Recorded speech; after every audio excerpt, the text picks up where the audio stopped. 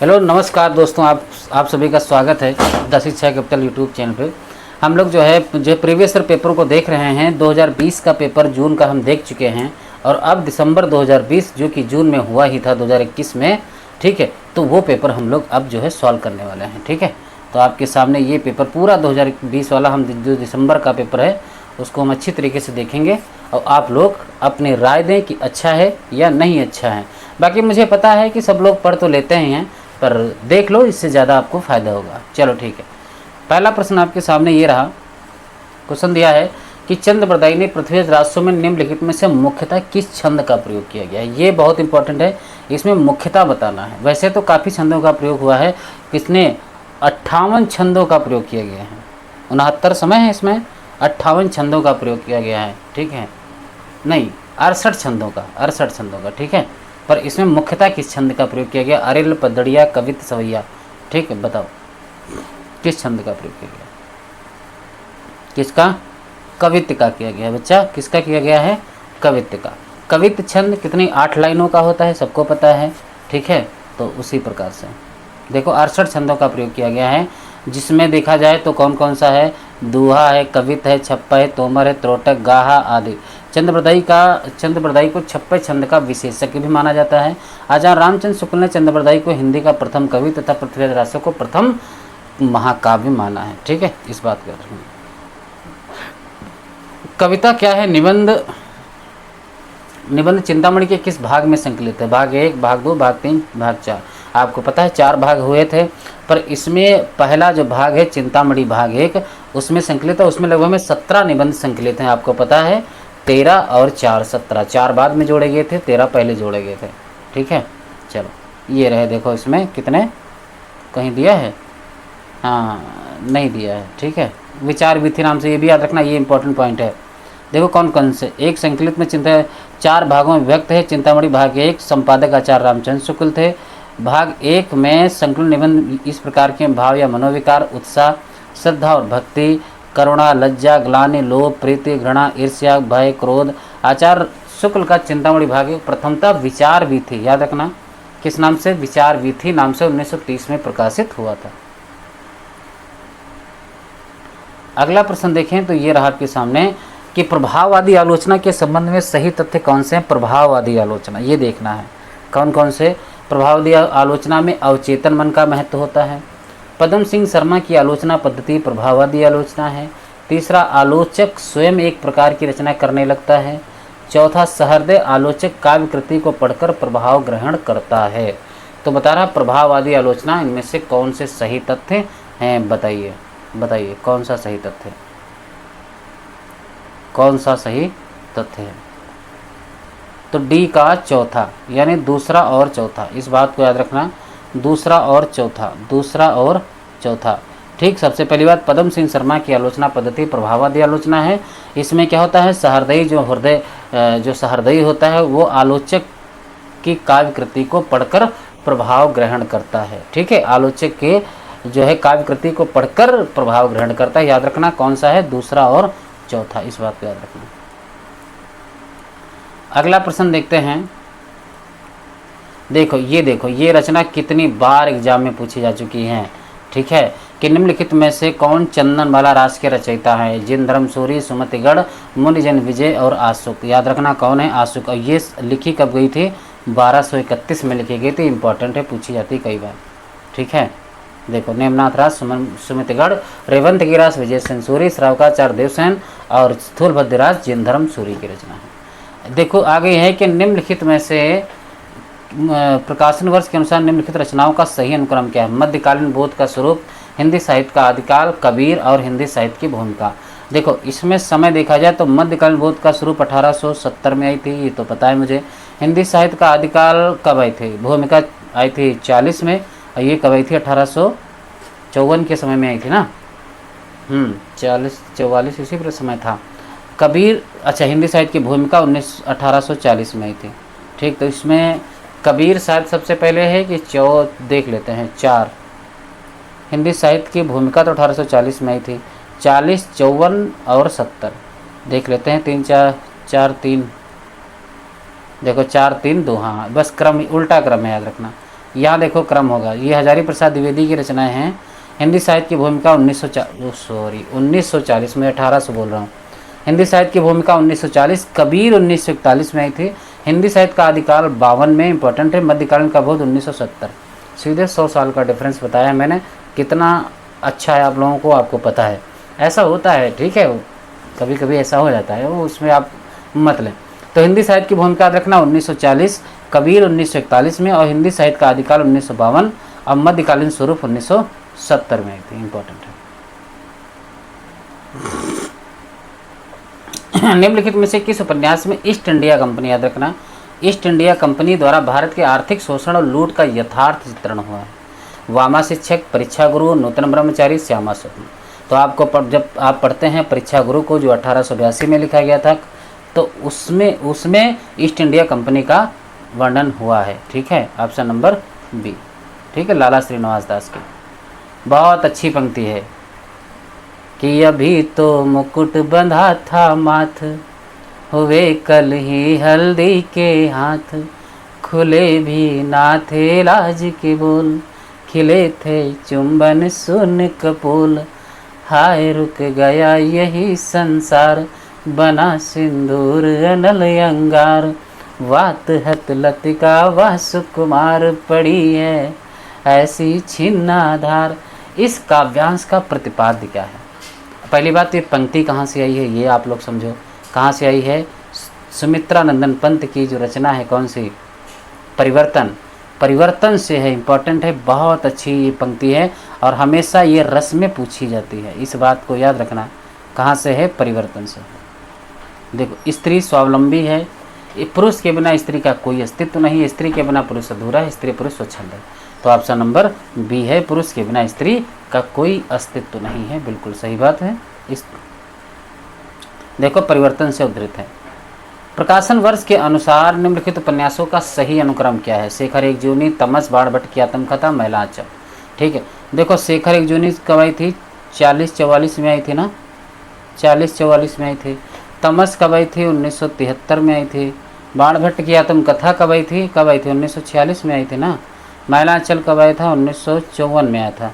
तो अब ये निकालो, क्या पहला तो वही आ गया, शेखर एक जूनी, फिर 1-3-4, 1-3-4-2। ठीक है, 1-3, देखो 1-3-4-2, हाँ यही है उत्तर। ठीक है, चलो देख लेते हैं। शेखर एक जूनी देखो 40-44 में ही, ठीक है, आगे की रचना है। बाणभट्ट की आत्मकथा ये 46 में, हजारी प्रसाद द्विवेदी। महिला आंचल फरचंद रेणु 1954 में आई थी, और तमस भीष्म साहिनी 73 में आई थी। इंपॉर्टेंट है। देखो, सूची को सुमेलित से सुमेलित करना है। प्लेटो, विस्मार्ट, डब्ल्यू के, तो इसमें ईयान जो रचना किसकी है? किसकी है? प्लेटो की है ना। तो ईयान, तो ए का दूसरा देख लेते हैं बस, वैसे भी देख लेते हैं हम लोग। ए का दूसरा, देखो ए का दूसरा पहले ही में है, ठीक है, इसमें आया है। फिलहाल इसमें एक बार देख लेते हैं। देखो, प्लेटो की ईयान, ठीक है, फिलिप्पुस, ये सब रचनाएं किसकी हैं? ईयान, प्लेटो की। जो है बिम्सार्ट, डब्ल्यू के, इनकी लिटरेरी किट्स में शॉर्ट हिस्ट्री इंपॉर्टेंट है। कार्लिस की याद रखना, लेक्चर्स ऑन शेक्सपियर इंपॉर्टेंट है। फ्रैंक रेमंड लेविस याद रखना, द ग्रेट ट्रेडिशन, इंपॉर्टेंट रचना। निम्नलिखित में से किस आचार्य ने रीत का एक भेद अवंती को माना है? हमने बहुत ही अच्छी तरीके से आप लोगों को जाके पढ़ाया है। भारतीय काव्य शास्त्र पढ़ना रीति सिद्धांत में, तो उसमें किसने क्या भेद माना है बहुत अच्छी ट्रिक से बताया है। जाके उस क्लास को प्लेलिस्ट में देखें एक बार, ठीक है। तो किसने माना है? ये भोजराज ने माना था ना। किसने? भोजराज ने, ठीक है, इंपॉर्टेंट है। देखो ये रहा, हाँ, वैदर्भी, रीति, गौड़ी और पांचाली। भारत दशा के आखिरी अंक में भारत भाग क्या करता है? आप समझ लो इस बात को। भारत को जगाता है, भारत के हतभाग्य पर क्रोधित होता है, घायल भारत को छोड़कर चला जाता है, भारत के सीने में कटार से आघात करता है। क्या करता है? भारत भाग्य क्या करता है? तो हाँ, तो भारत को जगाता है ना, यही तो है, भारत को जागो जागो जागो, हाँ, जगाता है, ठीक है। अगला प्रश्न देखते हैं। निम्नलिखित में से अस्तित्ववाद की विशेषताएं: जीवन की निरर्थकता का बोध, जीवन की सार्थकता का बोध, मृत्यु बोध, परंपरा के प्रति आस्था। बताइए इसमें से कौन सा है? देखिए, हम आपको वो दिखा रहे हैं, दिख जाता है तो उत्तर, ठीक है। कौन सा? 1 और 3। जीवन की याद रखना निरर्थकता, इंपॉर्टेंट, ये बहुत इंपॉर्टेंट है। जीवन की निरर्थकता का बोध है और तीसरा मृत्यु बोध। ठीक है, 1 और 3 ये अस्तित्ववाद की विशेषताएं हैं। ओहो क्या बात है, क्या भूलूं कि याद करूं मैं लेखक ने अपने पिता के किस प्रकार के गीता वाचन का उल्लेख किया है? सस्वर वचन, गुनगुनाकर, मौन रहकर, ऊंचे स्वर में। अब कहा क्या है उन्होंने, देखो गीता को वो मौन रह के पढ़ते थे ना, और कौन सी रचना थी जिसको सस्वर पढ़ते थे? कौन? रामचरितमानस को। ठीक है, मौन रहकर, इंपॉर्टेंट है, मौन रहकर पढ़ते थे। टॉमस इंटर्स इलियट के अनुसार परंपरा है, संस्कृति का अंश नहीं है, निर्जीव होती है, अनुपयोगी होती है, जीवित संस्कृति का एक अंश है। बताइए तो कौन से होते हैं इसमें? जीवित संस्कृति का एक अंश होती है। ठीक है, कौन सी होती है? जीवित संस्कृति का एक अंश होती है। ठीक है, आ गई कहानी। चंद्रदेव से मेरी बातें हिंदी साहित्य की पहली कहानी थी जिसने अपने समय की राजनीति और अर्थनीति को केंद्रीय कथ्य बनाई। यह किसका कथन है? पूरे कथन देख लो। नामवर सिंह, भवदेव पांडे, मधुरेश देवसी शंकर अवस्थी। सबसे पहली बात आपको ये चीज़ याद रखने के लायक है कि इस कहानी को सबसे पहली कहानी माना ही किसने है? तो जिसने माना वही, उसी ने ये कथन कहा हुआ। तो किसने कहा है? भवदेव पांडे ने। किसने? भवदेव पांडे ने। ठीक है, निम्नलिखित में से कौन सा विद्वान अस्तित्ववाद का चिंतक नहीं है? Albert Camus, Martin Heidegger, Jean Paul Sartre. देखो एजरा पांड बिंबवाद के हैं, हमने पढ़ाया था आपको। क्या पढ़ाया था? बिंबवाद। क्या पढ़ा था बच्चा? बिंबवाद। ठीक है, तो उसी का है, इंपॉर्टेंट है। अंडरस्टैंडिंग पोएट्री पुस्तक के लेखक कौन? Understanding Poetry Allen Tate, T Eliot, Cleanth Brooks, Sir William Empson. ठीक है, किसकी है? एलन टेट की है ना? किसकी है? नहीं, क्लिंथ ब्रूक्स की। याद रखना, ये रचना पूछी जा चुकी कई बार। अंडरस्टैंडिंग पोएट्री, अंडरस्टैंडिंग पोएट्री याद रखना किसकी है? क्लिंथ ब्रूक्स की है। किसकी है? क्लिंथ ब्रूक्स की है, इंपॉर्टेंट है। सुंदरता का आलोक स्रोत है फूट पड़ा मेरे मन में, जिससे नवजीवन का प्रभात होगा फिर जग के आंगन में। उपयुक्त पंक्तियों के रचयिता कौन है? जयशंकर प्रसाद, पंत, सूर्यकांत पंडित, महादेव। सुंदरता का आलोक स्रोत है फूट पड़ा मेरे मन में, जिससे नवजीवन का प्रभात होगा फिर जग के आंगन में।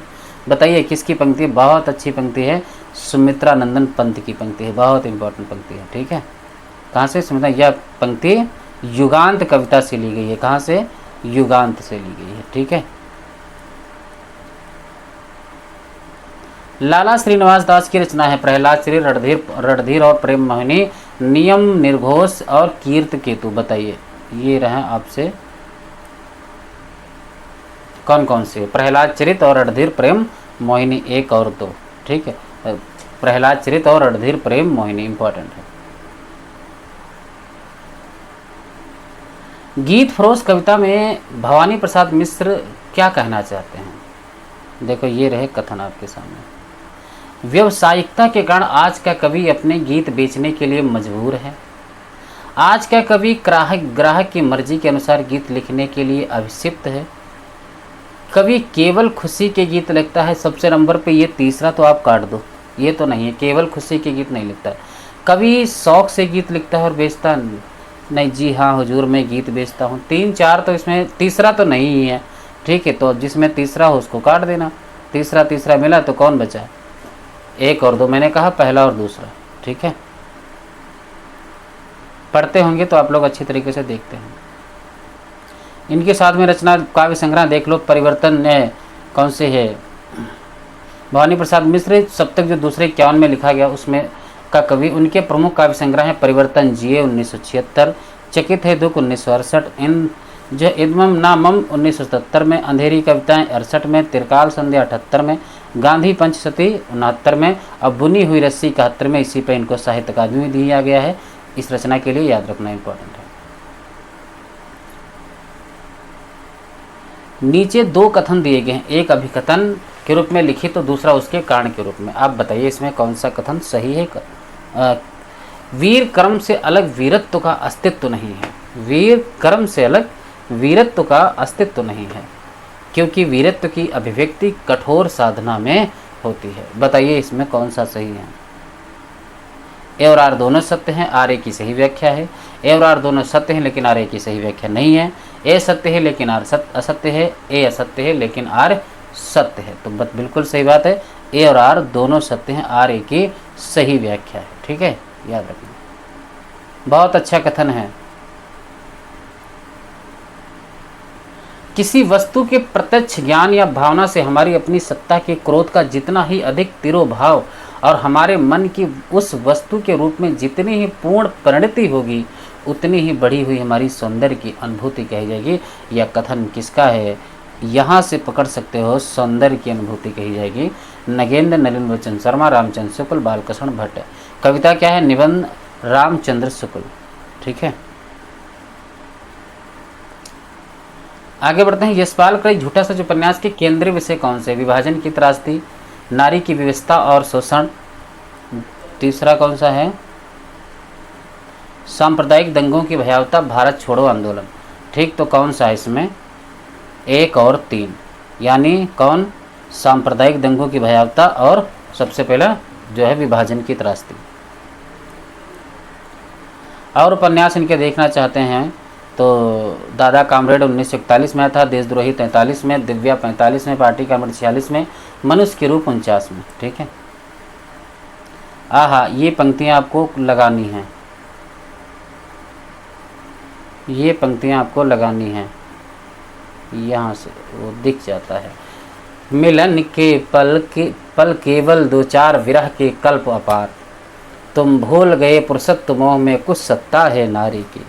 सिंधु की निस्सीमता पर लघु लहर का लाश कैसा, दीप लघु सिर पर धरे आलोक का आकाश कैसा। उपल वृष्टि हुई तम छा गया, पट गई मही कंकर पात से। अब इसमें की पंक्तियां आप बहुत अच्छी तरीके से याद रखना। तो मिलन के पल केवल 2-4 विरह के कल्प अपार, याद रखना ये परिवर्तन कविता से है। ठीक, तो एक का चौथा जहाँ मिल जाए वही है, बिल्कुल सही है। तुम भूल गए पुरुषत्व मोह में कुछ सत्ता है नारी की। तीसरा किसकी हो गई? कामायनी की। फिर सिंधु की निस्सीमता पर लघु लहर का लाश कैसा, दीप लघु सिर पर धरे आलोक का आकाश कैसा, ये किसकी है? सांध्य गीत से। और उपल वृष्टि हुई मत छा गया पट गई मही कंकर पात से, ये किसकी है? परिप्रवास से। इंपॉर्टेंट है। भाषा भूषण का विवेच्य क्या है? छंद, अलंकार, रस, ध्वनि। सबसे पहली बात इसमें भाषा भूषण लगा है। ठीक है, इसका भूषण मतलब अलंकार, तो यहाँ पे ये रचना अलंकार ध्वनि से संबंधित होगी। ठीक है, अलंकार। कुबेर नाथ राय के निबंध संग्रह हैं बेहया का जंगल, कामधेनु, आगम की नाव, दूसरी सतह। ठीक है, बताइए कौन सा है इसमें?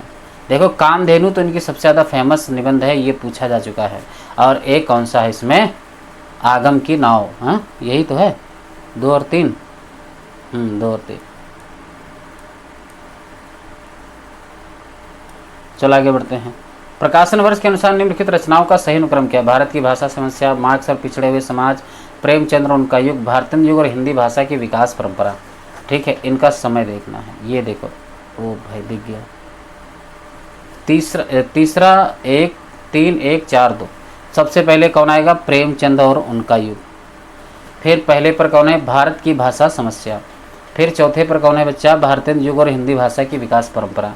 फिर दूसरे पर कौन है? भारत की भाषा, मार्क्स और पिछड़े हुए समाज। इनका समय भी हम लोग देख लेते हैं। देखो, प्रेमचंद्र उनका युग कब आया था? 1952 में। भारत की भाषा समस्या कब आई? 1978 में। भारतीय युग और हिंदी भाषा की विकास परंपरा कब आई? 1985। मार्क्स और पिछड़े हुए समाज कब आई थी? 1986। इन सभी रचनाओं के रचनाकार डॉक्टर रामविलास शर्मा है। इंपॉर्टेंट है।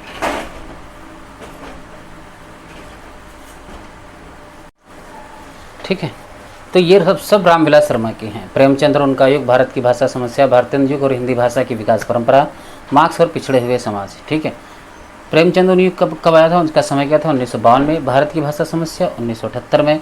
भारतीय युग और हिंदी भाषा की विकास परंपरा 85 में। मार्क्स पिछड़े हुए समाज 1986 में। ठीक है, चलो आगे बढ़ते हैं। अगला प्रश्न देखो, ये कथन और निष्कर्ष पे है। ठीक है, कथन है कि नाटक का एक उद्देश्य जनोपदेश है, यानी जन को उपदेश देना, लोगों को उपदेश देना। ठीक है। कारण क्या है? क्योंकि नाटक में उपदेश के सिवा कोई और बात नहीं हो सकती। ये देखो, यही बात है, उपदेश के सिवा और कोई बात नहीं हो सकती, ऐसा तो नहीं है। ठीक है, ए तो सही है पर आर इसकी सही व्याख्या नहीं कर रहा है। ठीक है, देखते हैं। हाँ, ए सी, ठीक है, सी में देखो क्या है, ए सत्य लेकिन ए असत्य, बिल्कुल सही बात है, वही बात मैंने कहा। इसमें देखो, इस बात से आप समझ सकते थे, ऐसे प्रश्न को आप बेशक आपको उत्तर ना पता हो पर उत्तर तक जा सकते हैं। कैसे? जब ऐसे लगे केवल यही बात, ऐसा हो ही नहीं सकता, ये साहित्य में नहीं संभव है, ऐसा नहीं हो सकता, केवल ऐसा, ऐसे शब्द जो है साहित्य में किसी रचना के लिए हम नहीं कह सकते हैं, क्योंकि उसमें और भी बातें हो सकती हैं। जैसे हमने कहा, हम बोल दें कि रामचरितमानस में शांत रस के अलावा और कोई रस ही नहीं है, तो बालकांड में जो वात्सल रस आता है वो कहाँ गया? ठीक है, लंका कांड में वीर रस आता है, वो कहाँ गया? ठीक है, तो ऐसे कथनों को हम इस प्रकार से देख सकते हैं। जब लगे कि हमको बेशक उत्तर ना पता हो, बिल्कुल नकार रहा उस बात को, तो हम उसको कह देंगे कि ये गलत है। ठीक है, चलो आगे बढ़ते हैं। प्रश्न है आपके सामने कि चित्तौर का सर्वनाश, बसंत जुलूस रुका है गांव का मन। ठीक है, ये सुमेलित करना है, गांव का मन, चित्तौर का सर्वनाश, बसंत जुलूस रुका है गांव का मन, ये किसके हैं? यहाँ देखो, एक का तीसरा, चित्तौर का सर्वनाश, ये किसकी रचना है? रूप नारायण पांडे की। बसंत किसका है? याद रखना, ये है भारतेंदु हरिश्चंद्र के। जुलूस रुका है, ये किसकी है? विवेकी राय की, बहुत इंपॉर्टेंट है। गांव का मन विद्यानिवास मिश्र का है। ठीक है, चित्तौर का सर्वनाश रूपनारायण पांडे, बसंत भारतेंदु, जुलूस विवेकी, गांव का मन विद्यानिवास मिश्र। ठीक है, ये देखो रचना आ गई। सप्तप्रणी या सप्तप्रणा यहाँ पे होना चाहिए। लौट आ उधार, हम हसमत आज के अतीत। ठीक है, इसमें एक रचना आ गई आज के अतीत, ये किसकी रचना है? हिंदी साहित्य की अतीत दूसरी है, आज की अतीत दूसरी है। यहाँ पे क्रम में लगाना है, लगाओ। देखो ये रहा, ठीक है, ये रहा। सप्तप्रणा किसकी रचना है? सब लोग जानते हैं किसकी है, गिरिराज किशोर की है। सप्तप्रणी गिरिराज किशोर। लौट आ ओ धार, ये किसकी है? दूधनाथ सिंह की है। ठीक है, और ऐसे भी नहीं जानते तो इसे ऐसे ट्रिक बना सकते हो कि दूध में हमेशा जब दूध दुहा जाता है तो उसमें धार निकलती, क्या निकलती है? धार निकलती है। हम हसमत, ये किसकी रचना है? कृष्णा सोबती की। ठीक, आज के अतीत किसकी है? भीष्म साहिनी, इंपॉर्टेंट है। ठीक है, जितनी देखो, ये बहुत अच्छा कथन है कि जितनी सफलता भारतीय युग के लेखकों को निबंध रचना में मिली, उतनी कविता और नाटक में नहीं मिली। यह कथन किसका है? रामचंद्र शुक्ल, हजारी प्रसाद द्विवेदी, रामविलास शर्मा, नंदुलारे वाजपेयी। किसका कथन है? रामविलास शर्मा का है। किसका है? रामविलास शर्मा का।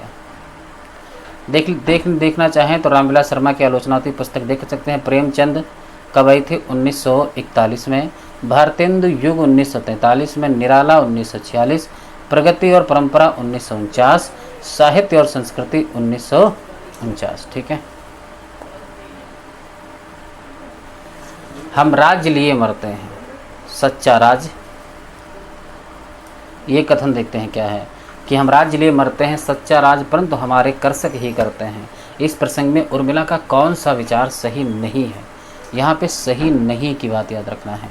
सामंती समाज में स्त्रियां मर्यादा के नाम पर घर की चार दीवारी में कैद होती हैं। किसान स्त्रियां अपने पतियों के साथ, ठीक है, किसान स्त्रियां अपने पतियों के साथ स्वतंत्रता पूर्वक विचरण करती हैं। किसान राज समाज से अधिक सुखी है। किसान राज समाज से अधिक सुखी है और राज्य सुख भाग्यशाली लोगों को प्राप्त होता है, ऐसा इसमें नहीं है। ठीक है, ऑप्शन नंबर डी बाकी सही है। निम्नलिखित में से कौन सा तद्भव शब्द नहीं है? राय, खेत, दाहिना, कवि। ठीक है, कौन सा तद्भव नहीं है पूछ रहा है। दाहिना, दाहिना का होता है दक्षिण, तत्सम होता है। ठीक है, राय और कवि, कवि राय ठीक है, दो में से कोई है, हाँ कवि है। कवि याद रखना तत्सम शब्द है, ठीक है। दाहिना का दक्षिण होता है, खेत का क्षेत्र होता है, और राय का क्या होता है, तत्सम। हाँ, राय का देखो राजा होता है, ठीक है, राय का राजा होता है, खेत का क्षेत्र, दाहिना का दक्षिण होता है, इस बात को याद रखना। चलो आगे बढ़ते हैं। स्त्री विमर्श स्त्री अस्मिता का समर्थन करता है, क्योंकि वह स्त्रीतर, याद रखना, स्त्री से इतर, स्त्रीतर अस्मिता का परम विरोधी है। अब इस बात को समझो थोड़ा।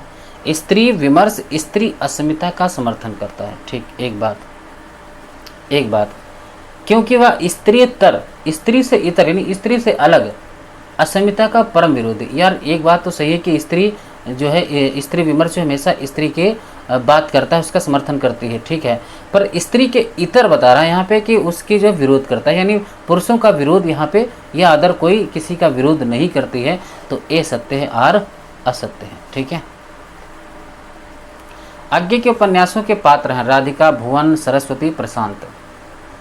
प्रशांत आपको पता है ये पात्र कहाँ का है, प्रशांत याद करें, मैलांचल, ठीक।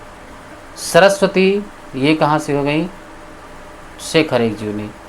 भुवन और राधिका 1 3, बाकी बचे, चौथा तो नहीं है, चौथा नहीं है, हाँ तो चौथा नहीं है, तो कौन, 2 और 3, ठीक है, 2 और 3। शेखर, सरस्वती, शारदा, शशि, नदी के द्वीप, भुवन, रेखा, गौरा और जो है चंद्रमा, तो अपने अपने जी सेल्मा योग्य, ठीक है, ये इनके पात्र हैं। भुवन और सरस्वती यज्ञ के 3 प्रमुख उपन्यास एवं उनके पात्र हैं। निम्नलिखित में से मैलांचल उपन्यास के पात्र हैं कमला, सहनवाज, सहदेव मिश्र, बलभद्र नारायण। अब एक बात इसमें से आपको मालूम है कि ठीक है, इसमें से हमको सब नहीं पता, पर इतना पता है कि सहनवाज तमस का पात्र है। कहाँ का है, तमस का है, तो 2 जिसमें है काट दो, इसमें काट दो, इसमें काट दिया, इसमें काट दिया, बच्चा क्या, 1 और 3। तो कमला सब लोग जानते हैं, और तीसरा कौन है, सहदेव मिश्र। रामचंद्र शुक्ल के अनुसार शिव सिंह सरोज में गिनाए गए ग्रंथ कौन कौन से हैं, रामचंद्र शुक्ल शिव सिंह सरोज में, राम सतसई, कड़खा रामायण, दोहावली या कवित्र रामायण, कौन से हैं, तो याद रखना कौन कौन से हैं। एक तो राम सतसई है और एक कड़खा रामायण है, एक राम सतसई और दूसरा कौन है, कड़खा रामायण, इंपॉर्टेंट है। मैं चाहता हूं कि साहित्य संबंधी धारणाएं वास्तविक साहित्य में विश्लेषण के आधार पर बनाई जाएं। ये पंक्तियां एक साहित्य की डायरी के किस प्रकरण से ली गई, बहुत अच्छी बात है। अब ऐसे प्रश्न थोड़े टफ हो जाते हैं कि मैं चाहता हूं कि साहित्य संबंधी धारणाएं वास्तविक साहित्य में विश्लेषण के आधार पर बनाई जाएं। ये पंक्तियां एक साहित्य की डायरी के किस प्रकरण से ली गई, एक लंबी कविता का अंत, कलाकार की व्यक्तिगत ईमानदारी, तीसरा क्षण, एक मित्र की पत्नी का प्रश्न चिन्ह। तो मैंने बताया था कि कौन से, तीसरा क्षण है ना, तीसरा क्षण, हाँ तीसरा क्षण। होली पीछे मत फेंकिए, मेरी जन्मभूमि परंपरा बंधन नहीं है। होली पीछे मत फेंकिए, मेरी जन्मभूमि परंपरा बंधन नहीं है।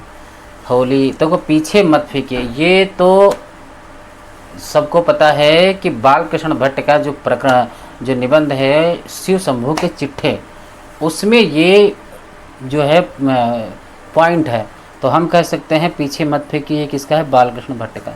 तो बी का चौथा जहाँ मिले वही देखो, बी का चौथा देखो किस में मिल गया, इसमें मिल गया, सी और इसमें। होली कहाँ के है, होली देखो कहाँ से है, होली तीसरा प्रताप नारायण मिश्र, होरी। पीछे मत फेंकिए बालकृष्ण भट्ट। मेरी जन्मभूमि कहाँ है, हजारी प्रसाद द्विवेदी, ठीक है। और परंपरा बंधन नहीं, विद्यानिवास मिश्र। ये रचना बहुत बार निबंध इनका पूछा जा चुका है। देखो बालकृष्ण भट्ट वही बता रहे थे, ये पंक्तियां होंगी।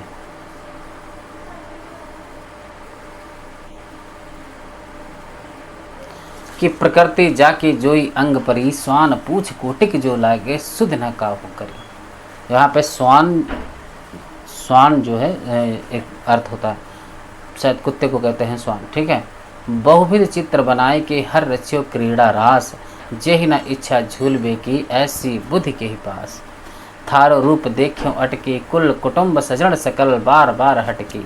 गुर नित मोहि प्रबोध दुखित देखते आचरण मम, अब मोह उपजय अति क्रोध, दम्भय नीत के भवई। अब ये पंक्ति किसकी कौन सी है ये बताइए। देखो ये तो थारो रूप देख्यो अटकी, ये तो मीरा की है। सी की तीसरा तो आप लोग समझ गए होंगे, ठीक है, क्योंकि ऐसी भाषा का प्रयोग उन्होंने ही किया है। सी का तीसरा, सी का तीसरा किस में मिले, 2 में मिल गया, ठीक है। तो ऑप्शन नंबर कौन सा हो गया इसका, सी, सी, ठीक है, सी। तो 1 2 3 वही बात है, 1 2 3 4 सही है। प्रकृति प्रकृति जाके जोई अंग परी, स्वान पूछे कोटिक जागे लगे, सुधे सुधि न जो है काहू करी, ये किसकी पंक्ति है, सूरदास की है। बहुविध चित्र बनाई के हर रीचे कीड़ा रास, ठीक, ये किसकी है, कबीरदास की है। ऐसे लग नहीं रही है, ये मीरा दास की है, ये तुलसीदास की पंक्ति है।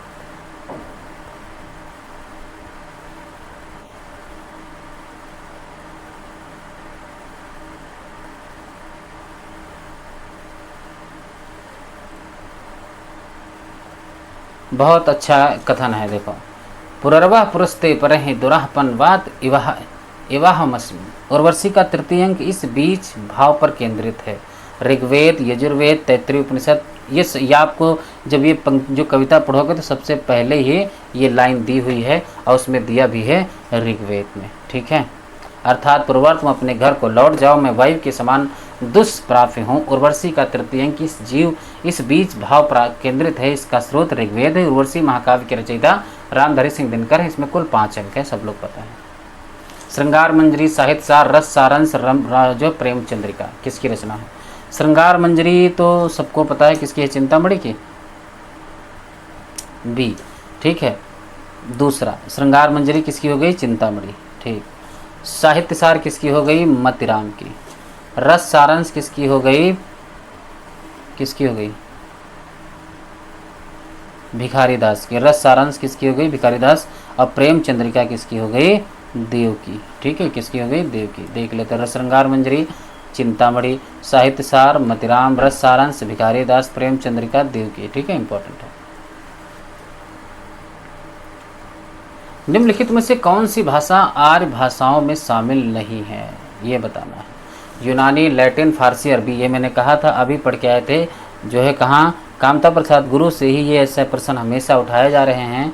आर्य भाषाओं में शामिल नहीं है, तो यूनानी, लैटिन, फारसी, अरबी। कहाँ से, कौन सी, इसमें अरबी नहीं, बाकी लैटिन है, यूनानी है, फारसी है, यही ऑप्शन बार बार उठा के पूछ लिए जाते हैं, ठीक है, वो सामी भाषा की होगी। निम्नलिखित में से कौन से उपन्यास अमृतलाल नागर द्वारा रचित नहीं। सीमाएं टूटती हैं, एकदा नैमिषराय, शतरंज के मोहरे, कथा कहो उर्वशी, ठीक है। तो देखो इसमें कथा कहो उर्वशी इनका उपन्यास नहीं होना चाहिए, ठीक है। अच्छा, 1 और 4, 1 और 4 भी नहीं है। कौन, सीमाएं टूटती हैं, ये नहीं है, हमने कहा एक ही पूछा है। तो सीमाएं टूटती और कथा को उर्वशी उपन्यास नहीं, किसका है, सीमाएं टूटती उपन्यास शिलाल शुक्ल का है। कथा को उर्वशी उपन्यास के लेखक देवेंद्र सत्यार्थी हैं, ठीक है, इंपॉर्टेंट है। विष्णुकांत शास्त्री के संस्मरण सुधिया उस चंदन के वन की, सुधिया उस चंदन के वन की का शीर्षक किस कवि की कविता से प्रेरित है। सर्वेश्वर दयाल सक्सेना, रघुवीर सहाय, ठीक है, गिरजा कुमार माथुर, कीर्ति चौधरी, ठीक है। कहाँ से, तो आपको पता है गिरजा कुमार माथुर से। कहाँ से है, गिरजा कुमार माथुर से। कथन दिए गए हैं, एक अभिकथन दूसरा के रूप में कह रहा है कि दलित विमर्श का वैचारिक आधार बाबा साहेब अंबेडकर का दर्शन है, ठीक, क्योंकि अंबेडकर दर्शन पर मात्र दलित विमर्श विचार कर सकता है। अब देखो यही बात, ये मात्र शब्द इसको लेके जाएगा, इसके बारे में नेगेटिव बताएगा। देखो ए और आर दोनों सत्य आ रहे की सही व्याख्या कहाँ से हो सकती है भाई, मात्र शब्द दे दिया इसमें, ठीक है। बाबा है, ठीक है, दर्शन पर मात्र वो दलित विमर्श विचार कर सकता है, दलित विमर्श के संबंध में यह करण असत्य है, वही तो बात है मैं कह रहा हूँ। अच्छा, सी बिल्कुल सही बात, ऑप्शन नंबर सी, ए सत्य है लेकिन आर असत्य है। मैंने सोचा कि यहाँ पे ए उत्तर है, ठीक है।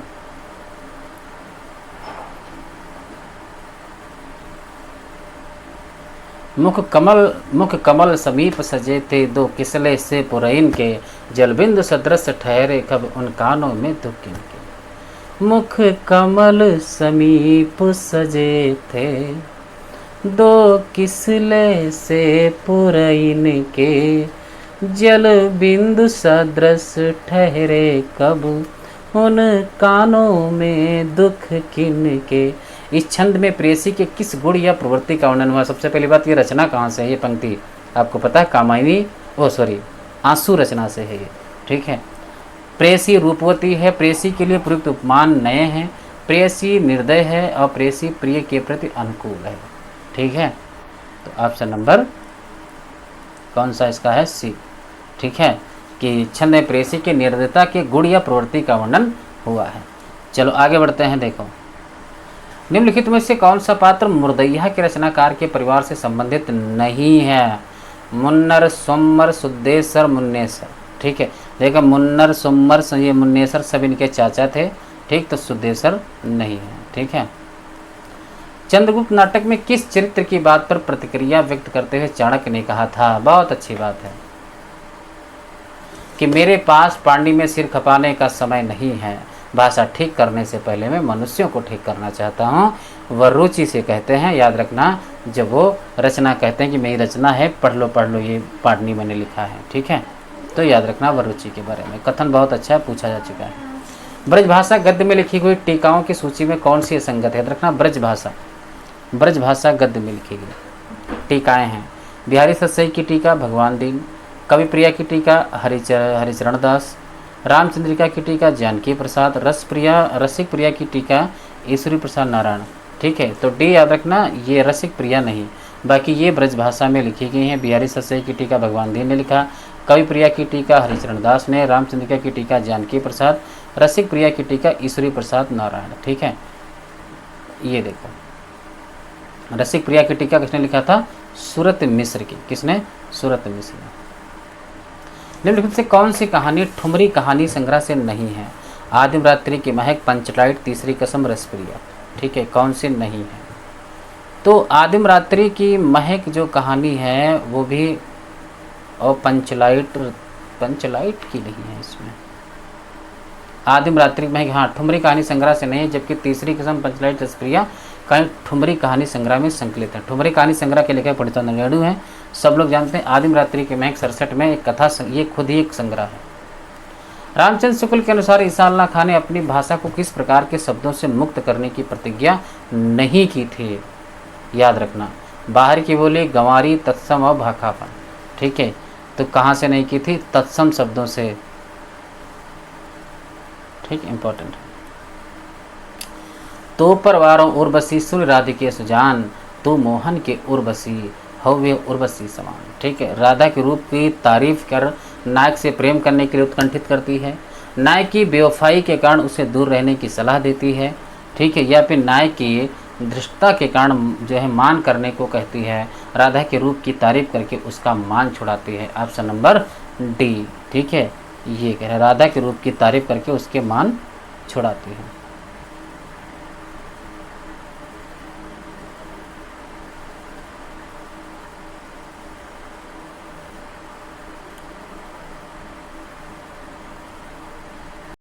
अगला प्रश्न, निम्नलिखित में से क्या क्या केशवदास के बारे में सही है? वे इंद्रजीत सिंह के दरबारी कवि थे, ठीक, एक बात। दूसरा, इनकी कविता में अलंकारों का प्रयोग बहुत कम हुआ है, नहीं, अलंकारों का प्रयोग किया। सबसे पहली पंक्ति, जदब सुजात सुलत छड़ी सुवर्ण सरस्वरत कविता, अभूषण बिन्ना विराजई कविता वनिता मित्र, ठीक। एक, इन्होंने केवल चौपाई छंद में लिखा। अब देखो एक बात, यहाँ पे चौपाई नहीं, इन्होंने भैया कवित्व भी लिखा है। तीसरा, जहाँ हो काट दो, इनकी कृति वीर सिंह देव चरित है, बिल्कुल सही बात। तो तीसरा तो काटेगा यहाँ, जहाँ हो, तीसरा जहाँ जहाँ है काट दो। तो ऑप्शन नंबर 1 और 4, 1 और 4। वे इंद्रजीत सिंह के दरबारी कवि थे और इनकी कृति वीर सिंह देव चरित है, ठीक है। देखो, अलंकारों का प्रयोग बहुत कम नहीं, बहुत ज़्यादा हुआ है, ठीक है। रसिक प्रिया, कवि प्रिया, छंदमाला, वीर सिंह देव चरित, रामचंद्रिका, रत्न भवानी, विज्ञान गीता, ये सब रचनाएं किनकी हैं? केशवदास की हैं। जन्म काल के अनुसार निम्नलिखित कवियों का सही अनुक्रम क्या? गया प्रसाद शुक्ल स्नेही, श्रीधर पाठक और रामनेश त्रिपाठी, अयोध्या सिंह उपाध्याय, हरिओम। तो इसमें तो सबसे पहले कौन आता है? श्रीधर पाठक। तो कौन? श्रीधर पाठक सबसे पहले। तो 1 2 3 4 क्रम सही है। श्रीधर पाठक का समय कब, जन्म कब हुआ था? 1858 में। हरिओत का 1865 में। ज्ञान प्रसाद शुक्ल स्नेही का 83 में। रामनेश त्रिपाठी 1889 में। ठीक है, इंपॉर्टेंट। निम्नलिखित में से अध्यापक पूर्ण सिंह के निबंध हैं। कन्यादान, परीक्षा, सच्ची वीरता, बसंत की हवा। तो आपको पता है कन्यादान और सच्ची वीरता यही दो हैं, तो 1 और 3 की उत्तर होनी चाहिए। ठीक है, 1 और 3, ऑप्शन नंबर डी।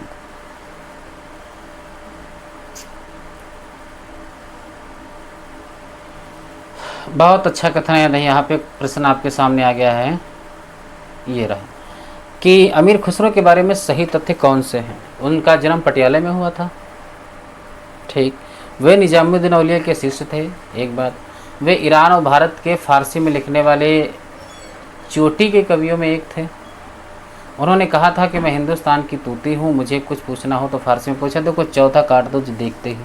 ऐसा नहीं, उन्होंने कहा हिंदी में पूछो। ये बी और सी नहीं हो, 1 और 2 और 2 और 3। ठीक। अब सबसे उनका जन्म पटियाला में नहीं हुआ था। ठीक, तो 1 कट गया, ऑप्शन नंबर 2। हाँ, वे निजामुद्दीन औलिया के शिष्य थे और वे ईरान और भारत के फारसी में लिखने वाले चोटी के कवियों में एक थे। तो 2 और 3 इसका उत्तर होना चाहिए। ठीक है, ऑप्शन नंबर सी। पटियाली नामक ग्राम में हुआ था। याद रखना, पटियाला और पटियाली अलग अलग है। पटियाला पंजाब में पड़ता है, पटियाली इधर साइड दूसरी साइड में पड़ता है। याद रखना है, पटियाली नामक ग्राम में होता है। स्वाधीनता प्राप्ति से पूर्व पंजाब में पैदा हुए सांप्रदायिक तनाव और उससे जुड़ी हुई क्रूरताओं का अंकन किस उपन्यास में किया गया? हम लोग अभी पढ़ के आए हैं। ठीक, कौन सा उपन्यास? भीष्म साहिनी का है तमस। ठीक है, कौन सा है? तमस, जो कि कब लिखा गया था? 73 में। प्रकाशन वर्ष के अनुसार निम्नलिखित उपन्यासों का सही अनुक्रम क्या है? मानस का हंस, झूठा सच, राग दरबारी, जिंदगी नामा। ठीक है, कौन सा है बेटा? मानस का हंस कब आया था? 72 में आया था। ठीक है। झूठा सच कब आया था? 58 और 60 में आया था। जिंदगी नामा कब आया था? 79 में। राग दरबारी कब आया था? 68 में। अब देख लो कब कौन सा। तो सबसे पहले झूठा सच आया ना, तो 2 3 और 1 यानी 32 14। ठीक है, 32 14 देखो किसमें मिलता है? 32 14, ए ऑप्शन नंबर। ठीक, देखो यही समय था ना। यशपाल का है झूठा सच 58 60 में आया। राग दरबारी सीलाल शुक्ल का 68 में आया। मानस कांत अमृत लंलागर का 72 में। जिंदगी नामा कृष्ण सोबती का 1979 में। ठीक है, इंपॉर्टेंट है। निम्नलिखित में से किसके मतानुसार इतिहास की व्याख्या द्वंदात्मक पद्धति के आधार पर होनी चाहिए? टेन, हेगल, विको और वाल्टेयर। ठीक है, याद रखना कौन? हीगल के अनुसार। किसके अनुसार? हीगल के अनुसार। इंपॉर्टेंट है। एक बहुत अच्छा, अरे यावर रहेगा याद में। संकलित परशुराम से तुर्खम पाठ के संदर्भ से क्या क्या सही है? एक टायर की राम कहानी मिलती है, बिल्कुल सही। लेखक के चालक की कहानी, मिस्टर पीटर की कहानी, ब्रह्मपुत्र की कहानी। एक टायर की राम कहानी और चालक की कहानी शायद 1 2 है ना? हाँ, 1 और 2। ठीक है, ये इतना मिलता है, बाकी नहीं। बड़े आदमियों को अपनी नाक दूसरों की, बहुत अच्छा कथन है। कहाँ से होगा? समझ गए होंगे। इतना तो मुझे पता है कि कहाँ, गोदान से है। बड़े आदमियों को अपनी नाक दूसरों की जान से प्यारी होगी, हमें तो अपनी नाक इतनी प्यारी नहीं है। यह गोदान के किस पात्र की भाव व्यक्ति है? सब लोग जानते हैं कौन? होरी धनिया। कौन से है बताइए? धनिया, झुनिया, सिलिया और पटेश्वरी। कौन है? तो धनिया होरी की पत्नी होती है। वही कहती है किससे? लाला उनसे, माता दीन से। ठीक है, उनसे कहती है, जब कहते हैं कि जुनिया को तुमने घर में रखा है और इसके लिए तुमको मालूम है भोज करना पड़ेगा, ये सब बवाल बताते हैं। ठीक है, तभी वहाँ पे धनिया कहती है, ठीक है, कि तुमको अपनी नाक बहुत प्यारी होगी, हमको नाक इतनी पहने। एक बेटी के जो है जीवन से बढ़कर कुछ भी नहीं है। जब गोदान पढ़ोगे सही से तो उसमें लाइन आती है, बहुत अच्छी लाइन है। ठीक है, आगे पढ़ते हैं। परिप्रवास के संबंध में सही तथ्य क्या है? इसमें हिंदी के मात्रिक छंदों का प्रयोग हुआ है। मात्रिक क्या? संस्कृत के छंदों का भी प्रयोग हुआ है, संस्कृत के। परिप्रवास खड़ी बोली हिंदी का पहला महाकाव्य, बिल्कुल सही, ऑप्शन नंबर 2। ठीक है, इसके छंदों में तुकांतता नहीं है। ठीक है, इसमें 27 सर्ग है। परिप्रवास में 27 कहाँ? 17 सर्ग है। तो चौथा काट दें।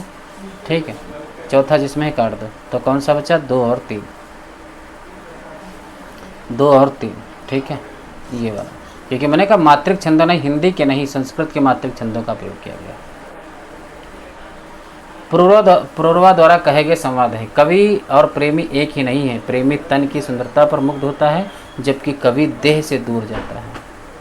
मैं तुम्हारे हाथ का लीला कमल हूँ, ये पंक्ति बहुत अच्छी पंक्ति है, ये प्रिय प्रवास की पंक्ति है। कुसुम और कामनी दोनों सुंदर होते हैं, परंतु फूल अधिक सुंदर होते हैं। ठीक है। प्रेम केवल जल नहीं, वह अमृत शिखा भी है। ठीक है। कौन से इसमें सही है? 2 और 4, 2 और 4, यानी मैं तुम्हारे हाथ का लीला कमल हूँ, ये पंक्ति पूछी जा चुकी है। प्रेम केवल जल नहीं, वह अमृत शिखा भी है। ठीक है। ये पुरोरवा द्वारा कहे गए संवाद है।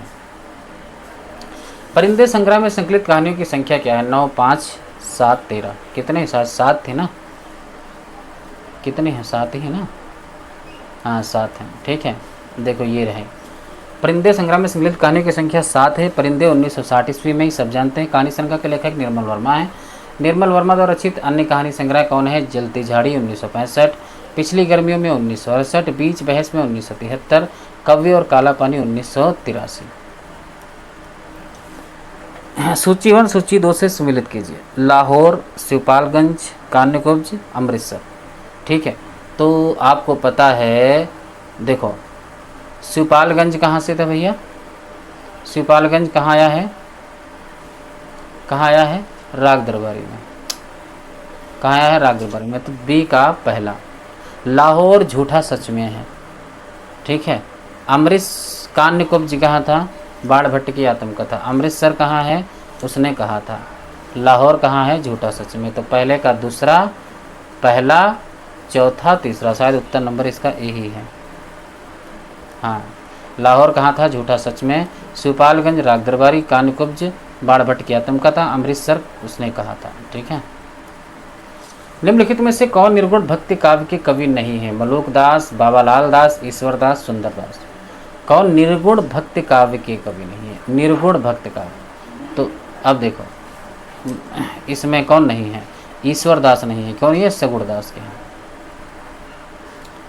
निम्नलिखित ग्रंथों को कालानुक्रम में व्यवस्थित कीजिए। काव्यादर्श, औचित्य विचार दर्शा, काव्यालंकार सूत्रवती, अभिनव भारती। इस प्रकार से याद करोगे। काव्यादर्श किसकी है? दंडी की है, और दंडी का समय क्या है? 7वीं शताब्दी। औचित्य विचार चर्चा किसकी है? औचित्य विचार चर्चा किसकी थी? क्षेमेंद्र की थी। क्षेमेंद्र का समय क्या है? क्षेमेंद्र का क्या है? क्षमा करें, 11 बजे से 11वीं शताब्दी है इसका समय। ठीक है। काव्यालंकार सूत्रवती किसका है? वामन के है। वामन का समय क्या है? 8वीं शताब्दी। अभिनव भारती किसकी है? अभिनव गुप्त की है। ठीक है। अभिनव भारती, हाँ, तो ये 9वीं शताब्दी में होगा ना, यही हो सकता है। तो 7, 8, 9, 10, 7, 8, 9, 11, तो 1, 3, 4, 2 होना चाहिए, यानी 13, 24, 13, 42। देखें है कहीं? 13, 42 उत्तर नंबर बी। ठीक है। देखो ये मिल गया। हाँ, हमने कहा काव्यादर्श दंडी की है 6ठी शताब्दी, वामन की 8वीं में, अभिनव भारती अभिनव गुप्त की 10वीं नहीं है। अच्छा हाँ, 10वीं। अभी तो 10 रुपये है धन। ठीक है, मुझे याद आ गया। 10वीं शताब्दी। क्षेमेंद्र का समय क्या है? 11वीं शताब्दी में। ठीक है, इंपॉर्टेंट। निम्नलिखित में से कौन से 2 ग्रंथ विशेष रूप से रस से संबंधित है? रस से। साहित्य दर्पण, काव्यालंकार, काव्यादर्श, 10 रुपये। ठीक है। देखो काव्यादर्श दंडी की, उसमें भी अलंकारों का प्रयोग किया गया। काव्यालंकार तो है ये, तो 10 रुपये। साहित्य दर्पण 1 और 3 हो सकता है। कौन? 1 और 3 बिल्कुल सही, उत्तर नंबर 1। ठीक है। शब्दार्थयोर्थवात्स है भावे विद्या, साहित्य विद्या किसका है? यह हम बहुत अच्छी तरीके से शब्दों को वहाँ पे जोड़ करके आपको याद कराया है। जाके प्लेलिस्ट में क्लास देखें, भारतीय काव्यशास्त्र की प्लेलिस्ट में मिल जाएगा सब कुछ। ठीक है। तो ये किसकी है? राजशेखर की पंक्ति है। किसकी है? राजशेखर की पंक्ति है। ये देखो पंक्ति, हमने कहा साहित्य विद्या शब्द है राजशेखर। सालनी शब्द है किसका आ जाएगा? ये यहाँ पे वक्र शब्द देखो, वक्र, वक्र कुंड होता है ना, वक्र कुंड, वक्र तुंड करके एक लाइन, तो वक्र कुंड तक याद रखना। ठीक है। और रसावंत कवि कुर्बन कीर्त जो है प्रतींच विदिंत, ये भोजराज की हमने कहा था कि भोजन हमको किस प्रकार जब खाते हैं तो मुँह में कुर्र कुर्र बोलते हैं, बहुत अच्छी तरीके से याद कराया है। वाक्यम रसात्मक काव्यम, ये किसकी पंक्ति है? विश्वनाथ की है। बहुत अच्छी तरीके से जाओ, क्लास देखो, समझ में आ जाएगी सब कुछ। बच्चन सिंह के अनुसार परिवर्तन कविता से संबंधित सही तथ्य कौन सा है? बच्चन सिंह के अनुसार बताना है परिवर्तन कविता। बच्चन पर जीवन की जो है संकुलता और परिवर्तन की द्वंद्वात्मकता ने इस कविता के रूप विधान को जटिल और प्रभावशाली बना दिया है। एक बात। दूसरा, परिवर्तन में एक ही लय का प्रयोग किया गया है। इसमें कहीं कहीं संस्कृति के तत्सम शब्दावली के द्वारा परिवर्तन के भयंकर रूप आकार का चित्रण किया गया है। और चौथा है, कवि परिवर्तन का स्वागत करना नहीं चाहता है। ठीक है, तो परिवर्तन का स्वागत तो शायद करता है बच्चन सिंह। बताइए, एक और तीन से संबंधित है कौन सा? एक और तीन, ठीक है। कौन सा है कि जीवन की संकुलता और परिवर्तन की द्वंद्वात्मकता ने इस कविता के रूप विधान को जटिल और प्रभावशाली बना दिया है। तीसरा, इसमें कहीं कहीं संस्कृत के तत्सम शब्दावली के द्वारा परिवर्तन के भयंकर रूप आकार का चित्रण भी किया गया है। बिल्कुल सही बात है। निम्नलिखित फर्स्ट को सूची सेकंड से सम्मिलित करना है। सूची 1, सूची 2, दलित जीवन, राजनीतिक बोध, जीवनी परक उपन्यास, आत्मकथात्मक शैली। आप लोग सब लोग बहुत अच्छी तरीके से इस बात को समझ जाओगे। दलित जीवन पे आधारित कौन सा है? हमने बताया था किसका है, ये धरती धन्ना अपना है। ठीक है। राजनीतिक बोध पे किसका कौन सा लिखा गया है? कौन सा है? कौन सा है ना? राजनीतिक बोध पे तमस लिखा गया है। जीवनी परक उपन्यास कौन सा है? जीवनी परक उपन्यास कौन सा है? शेखर एक जीवनी, वो भी एक जीवनी परक उपन्यास है। मानस का हंस आत्मकथात्मक, ठीक है। हाँ, ये वाला ठीक है, यही होगा। देखो हमने कहा था, हाँ, दलित जीवन तो धरती धन्ना जगदीश चंद्र का, राजनीति बोध तमस भीषम साहिनी, जीवनी परक उपन्यास मानस का हंस अमृतलाल नागर, आत्मकथात्मक शैली शेखर एक जीवनी अज्ञे की है। ठीक है। अभिमन्यु अनंत, जोगेंद्र सिंह कंवल, सूर्य प्रसाद वीरन, सहोदर सिंह। ठीक, देखो जो है अभिमन्यु अनंत, ये कहाँ के थे? ये मॉरिशस के थे। ठीक, तो एक का दूसरा हम लोग देखते हैं कौन सा। देखो मिल गया। ठीक है, ऑप्शन नंबर सी है तो इसमें भी। ठीक, तो अभिमन्यु अनंत कहाँ के हैं? मॉरिशस के हैं। जोगेंद्र सिंह कंवल कहाँ के हैं? फिजी के रहने वाले हैं, फिजी। सूर्य प्रसाद वीरे कहाँ के रहने वाले हैं भैया? ये कहाँ के रहने वाले हैं? सूरीनाम के। सहोदरा शिव कहाँ के रहने वाले हैं? कहाँ के?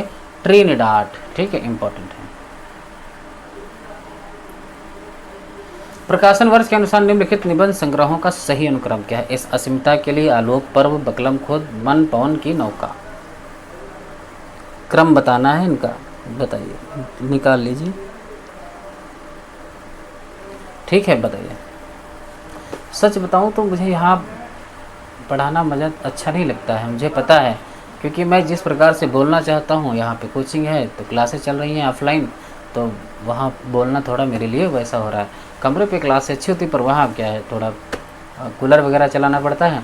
कोई नहीं, बस थोड़े दिन की जो है गर्मी है। अभी हम दिसंबर के लिए जब लगेंगे तो आपको बेहतरीन तरीके से उसी प्रकार से क्लासें मिलेंगी जिस प्रकार से मैं पढ़ा रहा था। ठीक है, और उपन्यास अनुगद्धा के मैं अब अच्छी तरीके से आपको पढ़ाऊँगा, क्योंकि उसका समय आ गया है पढ़ना। ठीक है, जिनका हो गया, जिनका हो जाए, लाख लाख शुक्र, बधाई सबसे पहले। और जिनका एक आधे प्रश्नों से कम पड़ जाता है तो निराश मत होना, क्योंकि हो सकता है दिसंबर में आपका रैंक में हो, इसीलिए भगवान ने ऐसा किया हो। तो फिलहाल सबका हो जाएगा। जितने भी मुझसे पढ़ रहे थे निबंध, कहानी, नाटक, निबंध, अगर यहाँ से प्रश्न पूछेंगे तो मेरे बच्चे, मुझे पता है, फाड़ के आएंगे पेपर में। अब बाकी उपन्यास अनुगद्धा से ही पूछ ले, ठीक है, तो थोड़ा ही दिक्कत है। अगर आपने पहले से पढ़ रखा हो तो बेहतर है, पर मुझे लगता है नहीं पूछना चाहिए उसको। ठीक है, देखो ये रहा। बकलम खुद का समय क्या है? 1951 में है, नामवर सिंह की है। आलोक पर्व 72 है, हजारी प्रसाद द्विवेदी। असीमता के लिए 81, विद्यानिवास मिश्र। मन पवन की नौका 1982, कुबेरनाथ राय का है। ठीक है, देखना चाहते हैं हजारी प्रसाद द्विवेदी के प्रमुख निबंध संग्रह? देखो, अशोक के फूल, कल्पलता, विचार वितर्क, कुटच। विद्यानिवास मिश्र के प्रमुख निबंध है चितवन की छां नहीं भूलना है, बहुत इंपॉर्टेंट निबंध है, 53 में आया था। हाँ 53 ही में आया तो आया था। तुम चंदन हम पानी में राम का मुकुट भेग रहा है, 74 में आया था। प्रलय की छाया कुबेरनाथ राय के प्रमुख निबंध प्रिया नीलकंठी बिल्कुल नहीं भूलना है, रस आखेड़ गंधमादन विषाद युग, सारे निबंध इंपॉर्टेंट हैं। नामवर सिंह के प्रमुख निबंध याद रखना, इतिहास और आलोचना, वाद विवाद संवाद, कविता की जमीन और जमीन की कविता इंपॉर्टेंट है। रामचंद्र शुक्ल ने उसने कहा था के बारे में कौन से क्या क्या कहा है। रामचंद्र शुक्ल उसने कहा था के बारे में जितना कुछ कहा है सब कुछ पूछा जा चुका है। ये कहानियाँ जीवन के बड़े मार्मिक रूप में होती थी, उसमें भीतर से प्रेम का एक स्वर्गीय स्वरूप झांक रहा है। ये बात इंपॉर्टेंट, ये बात पूछी गई है। दूसरी कोट की कहानियों में एक बड़ा भारी भेद है, इसकी घटनाएं बोल रही हैं पात्रों की अपेक्षा, पात्रों की बोलने की अपेक्षा नहीं, तो एक दूसरा और चौथा इसका उत्तर होना चाहिए, ये कथन कहा गया है। मोहन राकेश की कहानी संग्रहों का प्रकाशन वर्ष के अनुसार सही अनुक्रम क्या है। फौलाद का आकाश, नए बादल, एक और जिंदगी, जानवर और जानवर। ठीक है, ये मोहन राकेश के जो है कहानी संग्रहों का बताना है आपको। तो ऑप्शन नंबर बी 2 4 3 1 24 31, यानी सबसे पहले नए बादल आती है, फिर कौन सा आता है जानवर और जानवर, और फिर एक और ज़िंदगी, फिर एक फौलाद और आकाश। इनका समय भी देखना चाहें तो देख सकते हैं। देखो नए बादल कब आया था 1957 में, जानवर और जानवर 1958 में, एक और ज़िंदगी कब आया उस भेज का समय 1961 में, फौलाद का आकाश का समय है 1966 में, आषाढ़ का एक दिन, लहरों के राजन, साधे अधूरे आदि मोहन राकेश के प्रमुख नाटक हैं। ठीक है, यात्रा साहित्य से संबंधित राहुल सांकृत्यायन की पुस्तकें हैं। देखो मेरी जीवन यात्रा, विस्मृति यात्री, मेरी लद्दाख यात्रा, तिब्बत में सवा वर्ष। ये राहुल सांकृत्यायन के कौन कौन से इसमें हैं बताना। ये है मेरी जीवन यात्रा, विस्मृति यात्री, मेरी लद्दाख यात्रा, तिब्बत में सवा वर्ष, 3 और 4।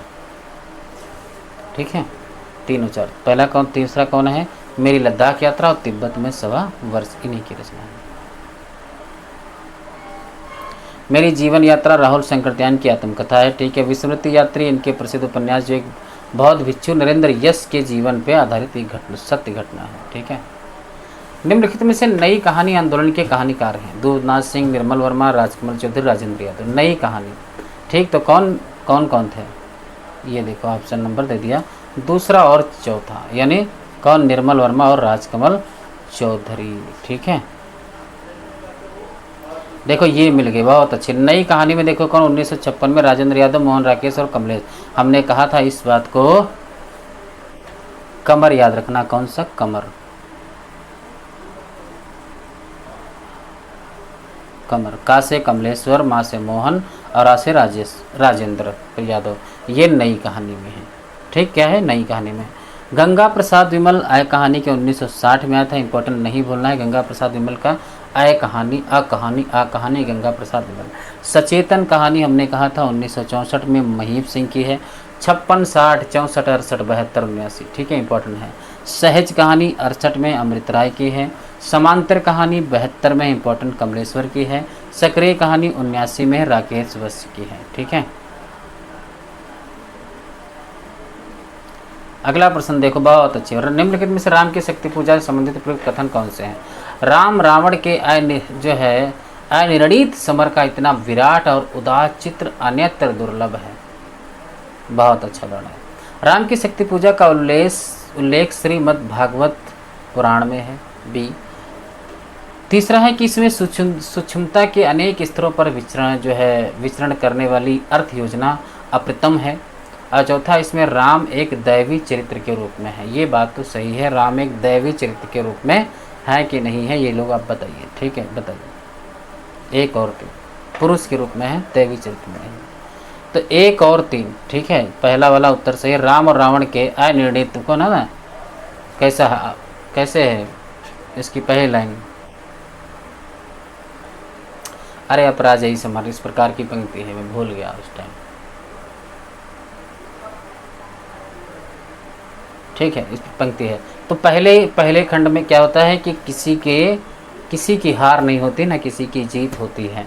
ठीक, वहीं से अनिर्णित यानी किसी का निर्णय नहीं हुआ है। ठीक है, और तीसरा क्या, इसमें सूक्ष्मता के अनेक स्तरों पर विचरण करने वाली अर्थ योजना अप्रतिम है। ठीक है, चलो 1 और तीसरा।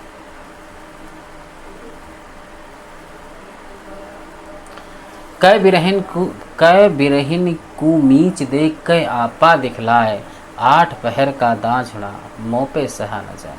विरह की अतिशयता, प्रेम की सामान्य स्थिति, प्रिय की निष्ठुरता, उपालंब। बहुत ही अच्छी पंक्ति है। विरह की अतिशयता, याद रखना है किसकी पंक्ति है, शायद किसकी पंक्ति है, कबीरदास की है ना ये, हाँ कबीरदास की पंक्ति है। ये देखो समय आ गया, राजभाषा आयोग, राष्ट्रपति का आदेश, राजभाषा अधिनियम, राजभाषा नियम। ठीक है, देखो राजभाषा आयोग 1976 में, बिल्कुल सही बात है, नहीं 55 में आया था ना राजभाषा अधिनियम। देखो राजभाषा नियम, राजभाषा अधिनियम तो आया था 1963 में, ये मुझे पता है कन्फर्म है। राजभाषा आयोग 55 में आया था भैया, 55 में आया था। एक का दूसरा, राष्ट्रपति आदेश आया था 60 में, राजभाषा नियम आया था 76 में। मिल गया, इसी को कहते हैं। तो इसका उत्तर क्या हो जाएगा, ए का दूसरा, बी का तीसरा, सी का चौथा। 2 3 4 1, 2 3 4 1, ऑप्शन नंबर ए।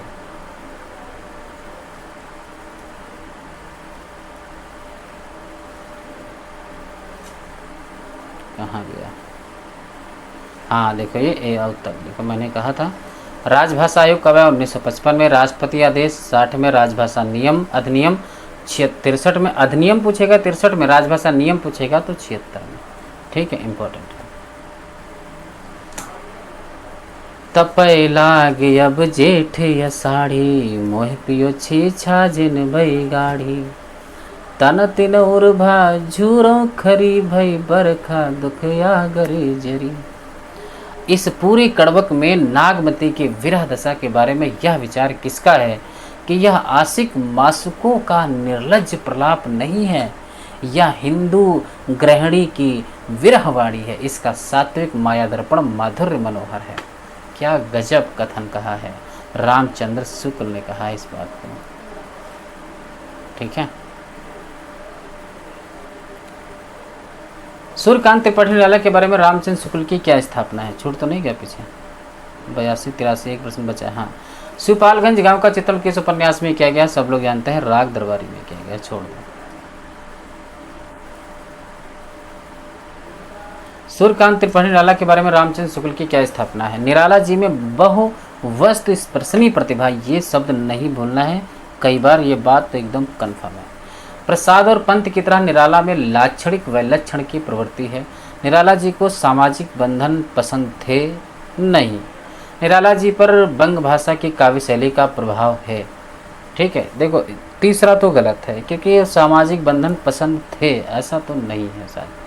हाँ देखो मैंने कहा ना, एक और चौथा सही है। पहला बहुवस्तु, ये सब जहाँ मिले ये तो कन्फर्म है। निराला जी पर बंग भाषा की काव्य शैली का जो है प्रभाव है, ये सही है।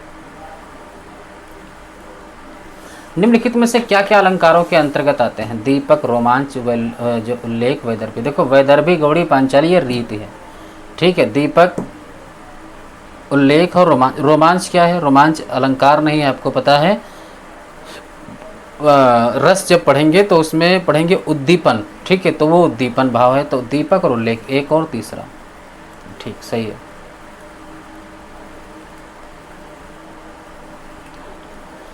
नीचे दीजिए अब कथन और उसके फिर देखो एक क्या है कि उपन्यास मानवेतर चित्रण का निषेध करता है, मानव के इतर चित्रण का निषेध करता है। ऐसा नहीं, मानव के इतर यानी सबका चित्रण करता है, क्योंकि वह मानव चरित्र चित्रण पर विशेष बल देता है। ए और आर दोनों सत्य हैं, आर ए की सही व्याख्या है। ठीक है भैया, बिल्कुल ए असत्य है और आर सत्य है। ठीक है, ये याद रखना। मैंने कहा क्योंकि वह मानव चरित्र चित्रण पर विशेष बल देता है, ये बात सही है। मानव पर वहाँ पे क्योंकि मानव इतर, मानव के इतर, मनुष्य के अलग लोगों का चित्रण निषेध करता है, ऐसा नहीं है उपन्यास में, सब पे बल देता है, क्योंकि मानव चरित्र चित्रण पर विशेष बल देता है। ठीक है, ये सब समझ गए इस बात को। कामता प्रसाद गुरु के अनुसार निम्नलिखित का हिंदी भाषा की उत्पत्ति के अनुसार सही क्रम क्या है, सौरसेनी, नागर अपभ्रंश, पश्चिम हिंदी, वर्तमान हिंदी। तो सबसे पहले आया था अपभ्रंश, फिर आई है सौरसेनी, तो 2, फिर आई पश्चिम हिंदी, फिर वर्तमान हिंदी। ठीक, तो 2 1 3 और 4 12 34, जहाँ मिल जाए 12 34, उत्तर नंबर 1। वो इनके अनुसार क्या सभी के अनुसार वही होगा। ठीक है, निम्नलिखित में से किसका संबंध मनोविश्लेषणवाद से नहीं है बता रहा है। कामवृत्ति, पाठ संरचना, अहम और मनोविश्लेषण पद्धति। देखो पाठ संरचना क्या है, जाग देरिदा का वो जो विखंडनवाद है वहाँ से है। ठीक है, तो ये उत्तर यहाँ इससे नहीं संबंधित है।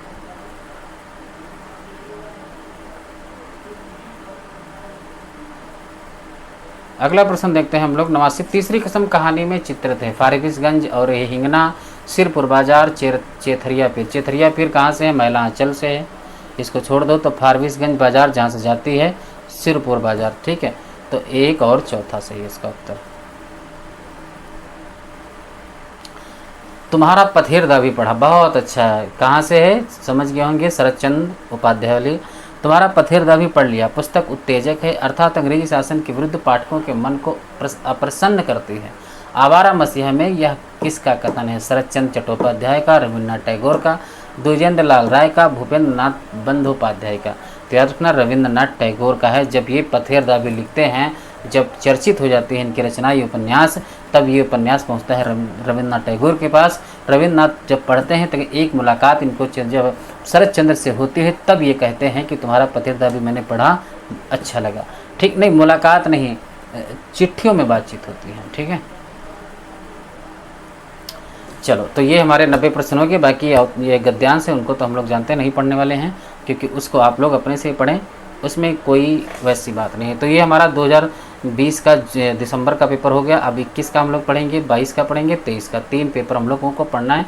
24 का तो मैंने आपको करा ही दिया है, दिसंबर वाला सबसे पहले ही कराया था पेपर को। ठीक है, तो 3 पेपर पढ़ने हैं और 24 हो गई है। 25, 26, 27, 28 28 तक पेपर को सॉल्व करना है। 28 के शाम के बाद आपको पढ़ना बंद कर देना है। पिक्चर देखनी है 2, आपको याद रखना 2 पिक्चर देखनी है। कौन सी पिक्चर वो भी नाम बता देता हूँ। एक पिक्चर कोई अच्छी सी देख लेना जिसमें बढ़िया रोमांटिक पिक्चर हो, और एक पिक्चर देखना जो धार्मिक पिक्चर हो। दोनों पिक्चरों को देखना है, सो जाना है, सुबह उठना है, पेपर देने जाना है। पढ़ना नहीं है सुबह और ना शाम को रात में पढ़ना है। ये सब कहने की बातें होती हैं। ठीक है, पर मैं समझता हूँ आप सोच रहे होंगे कि सर आप कह रहे हैं, कहने में अच्छा लगता है, पर जब तक एग्ज़ाम हो नहीं जाता है तो एग्ज़ाम हॉल के बाहर तक पढ़ने का मन करता है। ये बात बिल्कुल सही, मैंने भी किया था, आप भी वही करेंगे। पर मेरा कहना फ़र्ज है, क्योंकि सोचता हूँ थोड़ा मन जो है ना शांत हो जाएगा। पर बिल्कुल आप आराम से पढ़ो अब, क्योंकि 2-3 दिन बचे हैं तो उसमें पूरा जितना पढ़ पाओ चलो ठीक है। पर एक दिन जब बचे तो थोड़ा रिलैक्स मन से जाना। अंदर जब पहुँचो तो थोड़ा रिलैक्स मन से जाना, नहीं सब भरा होता चलता रहता है तो वहाँ बढ़िया पेपर हो नहीं पाता है। ठीक है, और जब भी पेपर जाना तो सबसे पहले अपनी हिंदी को कर लेना। उसको 1.5 घंटे में हिंदी को करने की कोशिश करना, और फिर 1.5 घंटे में आधा घंटा रखना DI के लिए, और बाकी 1 घंटा में आपको फर्स्ट पेपर करना। इस तरीके से बांट के चलना तो सारा पेपर आपको अच्छी तरीके से आप लोग कर सकते हो। ठीक है, DI करके आना, छोड़ना मत। जिसको भी DI अच्छी तरीके से आती है, 5 क्वेश्चन का सवाल होता है और 5 मतलब 10 नंबर। ठीक है, आपको तो पता है कि एक पॉइंट से लोगों का ज़्यादा रुकता है। ठीक है, तो आप लोग इस बात को, मेरी बात को ध्यान रखें, जाना और पूरे पेपर को अच्छी तरीके से जो है सॉल्व करना। बाकी हम लोग अभी क्लासेस देंगे दिसंबर के लिए। हम लोग सब लोग जो लोग मुझसे जुड़े हैं, ये मेरा व्हाट्सअप नंबर है, आप लोग व्हाट्सअप नंबर पे कमेंट में आपको ग्रुप से जोड़ दूंगा। ठीक है, 97 21 56 58 और 75 ये व्हाट्सअप नंबर है। इस पे आप लोग कुछ मैसेज वगैरह करोगे तो आपको ग्रुप से जोड़ दिया जाएगा, जिसमें UGC नेट के बच्चे जुड़े हैं। कोई इन्फॉर्मेशन, कोई ऐसा जो है जो प्रश्न होता है जो बच्चे डालते हैं उनका उत्तर मिलता है, और उसी पे सारी जो है सारे जवाब दिए जाते हैं। टेलीग्राम ही है इसी नद्दा शिक्षा कैपिटल के नाम से। ठीक है, तो उसको भी देख लेना अगर मिल जाए। बाकी दूसरी बात मैं ये कहना चाह रहा हूँ कि दिसंबर के लिए आप लोग ये वाला एग्ज़ाम दे लें, उसके बाद में रुकना नहीं है। ये रिज़ल्ट का इंतज़ार नहीं करना है, हो जाएगा बहुत अच्छी बात, नहीं होगा कोई दिक्कत नहीं, अगली बार देखेंगे हम लोग। पर ऐसा नहीं है, होगा सबका होगा, रुकना नहीं है। जुलाई से इधर पेपर दे के आओ, दूसरे 1 दिन का आराम लो, गैप करो, फिर दूसरे दिन तैयारी में लग जाओ। ठीक है, जब तक रिजल्ट ना जाए सामने कि हाँ लिख के ना जाए qualified for GRF and assistant professor, तब तक रुकना नहीं है। ठीक है, इतना याद रखना। चलो, तो हम लोग यहीं पे आज अपनी क्लास को विराम देते हैं।